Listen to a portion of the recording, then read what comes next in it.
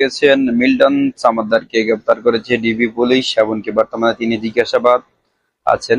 বর্তমানে তার আশ্রমের কি অবস্থা, তো আমরা এখন বিস্তারিত সেই বিষয়টা জানবো। তো আর ভিডিওটা কালেক্ট করা হচ্ছে এনটিভি নিউজ থেকে। অবশ্যই ভিডিওর লিঙ্ক ভিডিওর কমেন্টের বা ডেসক্রিপশন বক্সে দেওয়া আছে, অবশ্যই সেখান থেকে আপনারা দেখে আসতে পারেন সম্পূর্ণ ভিডিওটা।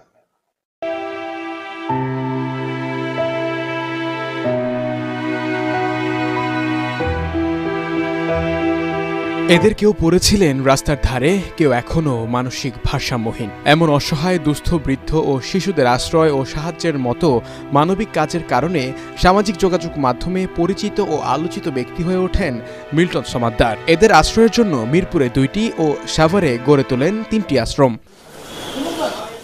তবে আশ্রমে এই বৃদ্ধদের কাছে এখনও অবিশ্বাস্য child and old age care আশ্রমের চেয়ারম্যান মিল্টন সমাদ্দার মানব সেবার আড়ালে ভয়াবহ সব